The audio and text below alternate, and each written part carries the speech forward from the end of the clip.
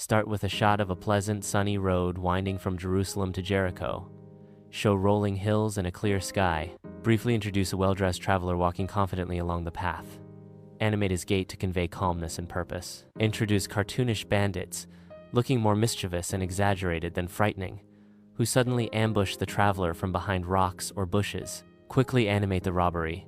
Exaggerate the comical movements as the traveler is disarmed and loses his belongings. Show him abandoned, injured, by the side of the road, with clear visual cues such as torn clothing, a small bump or bruise on the head or arm, and a hunched posture. Show a priest, clearly identifiable by his traditional formal attire, walking. Observe the injured man. Animate the priest by giving a brief, slightly disdainful glance, then hurrying across the street without stopping. Immediately afterward, show a Levite approaching. He also observes the man, perhaps pausing briefly with a slightly concerned look, but then decides to move on, perhaps shrugging or with a conflicted expression. Use quick cuts and subtle, slightly comical animation to illustrate his avoidance and the contrast in his actions. The music maintains a slightly inquisitive or uncertain atmosphere. Introduce the Samaritan riding a donkey, visually distinct from the previous figures, e.g., wearing a different, simpler, and more practical style of clothing. Show him approaching the wounded man with genuine concern on his face. Animate him quickly dismounting and carefully tending to the wounds.